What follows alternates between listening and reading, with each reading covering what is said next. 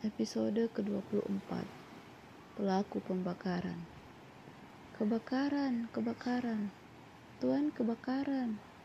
Aduh, teriak Adam ketika dia membuka mata dan ingin segera bangun. Dia malah terjatuh. Ternyata apa yang tadi dia lakukan hanya mimpi. Adam semakin meringis. Tuan, kebakaran, teriak Mbak Nur yang sudah berada di depan Adam. Dia membantu Adam bangkit. Peluh sudah membanjiri wajah Mbak Nur. Rasa panik tergambar jelas. Adam memaksakan diri untuk bangkit. Rasa nyeri yang menjalar di seluruh tubuhnya berusaha dia tahan. Mbak, jangan panik. Cepat panggil Alika. Aku akan periksa pintu dan jendela. Perintah Adam. Baik, Tuan. Mbak Nur gegas berlari ke kamar Alika. Dia menggedor pintu majikannya dengan sangat cepat. Tak lama muncul wajah jutek Alika. Mbak, kenapa? Tanyanya. Kebakaran, Nyonya, ucap Mbak Nur. Apa? Kebakaran? Mata Alika membulat. Dia langsung panik. Aduh, gimana nih, Mbak? Tanya Alika. Tubuhnya terpaku di balik pintu kamar. Badannya bergetar. Kata Tuan, kita siap-siap. Dia sedang cari jalan keluar, jawab Mbak Nur. Tak menjawab kata-kata Mbak Nur, Alika segera masuk mengambil tas dan HP. Yang lain tak lagi dihiraukan. Ayo Mbak, kita keluar dari sini saja. Alika.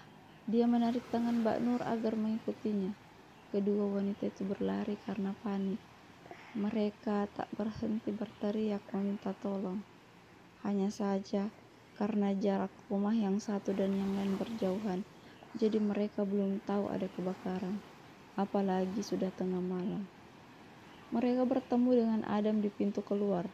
Adam berusaha membuka pintu tersebut, tapi sepertinya dihalangi dari luar.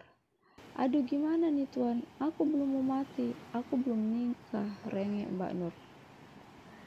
Sepertinya ini disengaja, apalagi semua pintu dan jendela dipalangi dari luar. Terang Adam. Api nampak sudah semakin besar. Bahkan dapur sudah habis dimakan api. Asap memenuhi semua ruangan. Lampu juga semuanya sudah mati. Mereka menggunakan HP sebagai penerang. Jangan panik, ikuti saya, ucap Adam.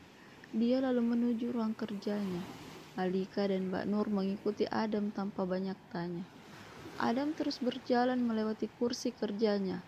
Dia mendekati rak buku yang ada di dinding. Dia meraba sesuatu dan tak lama kemudian sebuah pintu terbuka. Ayo masuk, ajak Adam. Mereka berada di ruang bawah tanah, tempat Adam menyembunyikan semua peralatan untuk membunuh.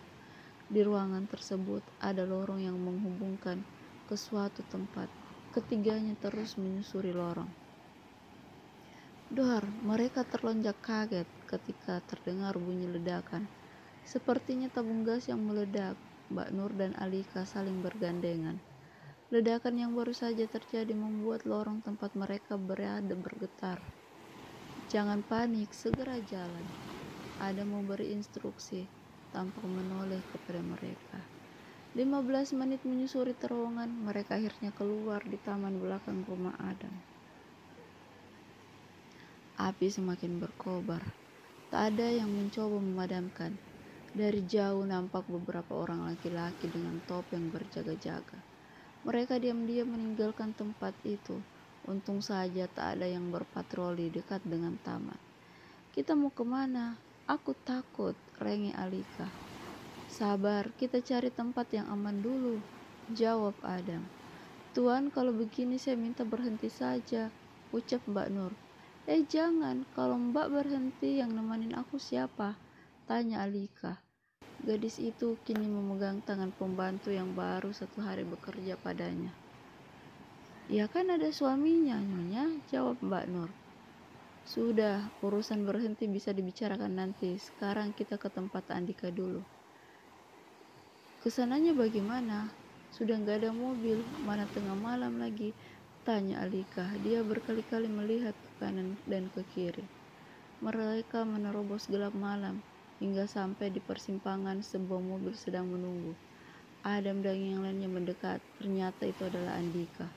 Melihat mereka datang, wajah Andika yang panik berubah cerah, lalu segera menghampiri mereka. "Kalian tidak apa-apa?" tanyanya ketika Adam dan yang lain sudah mendekat. "Kami nggak apa-apa, Tuan," Mbak Nur yang lebih duluan menjawab. "Ayo naik ke mobil dulu, nanti bicaranya," perintah Alika. Gadis itu terlihat sangat takut. Adam bisa merasakan tubuh Alika gemetar saat membantunya menaiki mobil. "Dik, kita ke rumahku dulu. Aku penasaran dengan mereka yang telah membakarnya." "Gak usah, langsung ke tempat aman saja," teriak Alika. "Sebaiknya kita bawa mereka dulu ke rumahku, setelah itu baru kita kembali ke sini," usul Andika. Adam tak menyahut lagi, sepertinya dia setuju dengan ide Andika. Mobil melaju dengan kecepatan tinggi. Dari jalan masih jelas terlihat asap membumbung tinggi. Adam hanya bisa menatap kosong ke arah asap itu. Dia mengepalkan tinju. Siapapun yang melakukannya akan menerima pembalasan darinya. Mereka disambut oleh Intan yang terlihat cemas. Dia mondar-mandir di teras rumah sampai mobil suaminya datang. "Kalian tidak apa-apa?" tanyanya sambil menyongsong tamu yang baru datang. "Gak apa-apa kok, Bu," Mbak Nur yang lagi menjawab lebih dulu. Intan mendekati Alika lalu memeluk gadis itu. Ucapan sabar terlontar dari bibir Intan. Alika hanya mengangguk. Dia sudah merasa aman karena berada di tempat yang aman. "Kalian di sini dulu. Kalau ada apa-apa hubungi polisi," pesan Andika. "Kalian mau kemana?" tanya Intan. "Kembali ke rumah Adam. Siapa tahu masih ada yang bisa diselamatkan," jawab Andika. "Hati-hati," ucap ketiganya serempak. Andika dan Adam hanya mengangguk. Mereka kembali menaiki mobil. Tak lama kemudian mobil melaju dan hilang dari pandangan. Adam lebih banyak diam. Dia memikirkan siapa yang tega ingin membunuh mereka.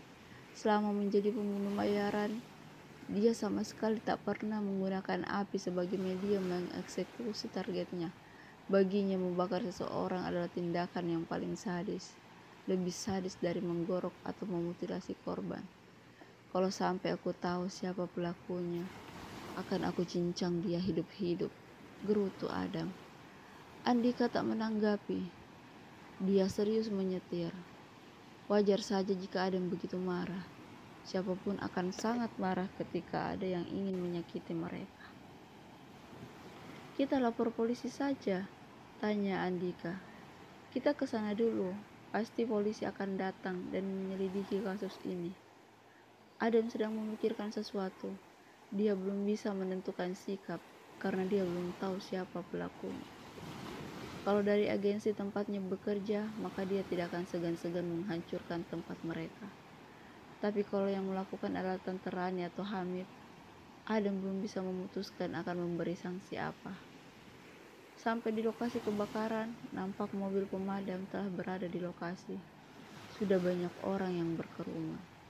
Adam dan Andika segera turun dari mobil, membaur dengan warga yang melihat kebakaran. Mereka sengaja tidak langsung mendatangi petugas kepolisian yang juga sedang mengamankan lokasi.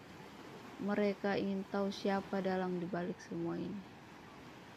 Adam dan Andika mulai memperhatikan satu persatu yang dianggap mencurigakan, hingga Adam melihat sesosok laki-laki sedang berdiri di pojokan. Sepertinya lelaki itu tidak asing. Dia mencolek Andika lalu memberi kode dengan mengarahkan matanya ke sosok yang dimaksud. Andika mengerti dan langsung mendekati lelaki yang mencurigakan itu. "Mas, ini kebakarannya sudah lama?" tanya Andika pada lelaki yang sedang sibuk mengetik sesuatu di HP-nya. "Kurang tahu mas, saya lewat, apinya sudah besar," jawab lelaki itu. Dia masih sibuk dengan HP-nya. "Ada korban jiwa enggak?" tanya Andika lagi. "Sepertinya penghuni rumah jadi korban, tapi belum ada yang diselamatkan. Mungkin mereka sudah jadi abu," jawab lelaki itu. Terlihat senyum kepuasan terbersit di bibirnya. "Kasihannya," ucap Andika, seolah turut prihatin. Andika masih berdiri di samping lelaki itu. Dia masih mencari bahan agar lelaki itu mau buka mulut. Ketika mereka masih serius menonton, lelaki itu tiba-tiba menerima telepon. Dia mundur beberapa langkah ke belakang. Tak ingin pembicaraannya didengar oleh Andika. Walaupun begitu suaranya masih terdengar samar-samar. Karena dia berbicara dengan suara tinggi, mengimbangi suasana yang sedang ramai oleh teriakan. Beres bos, gak usah khawatir. Semuanya aman terkendali, ucap lelaki itu. Dia nampaknya tersenyum ketika mengatakan hal tersebut. Entah apa yang dikatakan oleh orang yang menelpon lelaki itu. Hanya saja dari raut wajah si lelaki dia terlihat senang.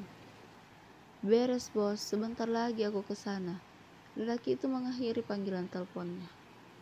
Dia kembali menghampiri Andika. Setelah beberapa saat dia pamit pergi.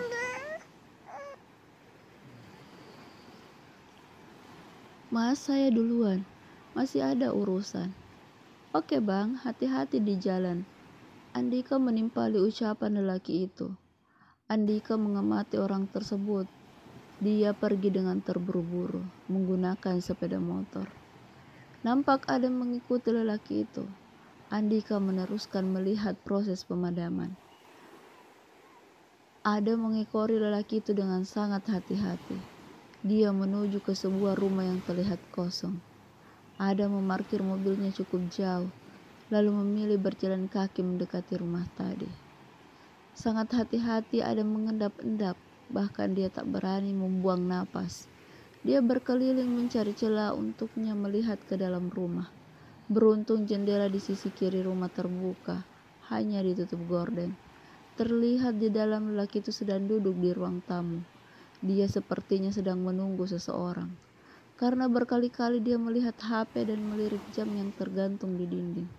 Tak berapa lama, terdengar suara mobil masuk ke halaman rumah. Adam segera berlari ke belakang rumah, takut jika ketahuan. Bunyi pintu mobil yang dibuka dan ditutup kembali jelas terdengar.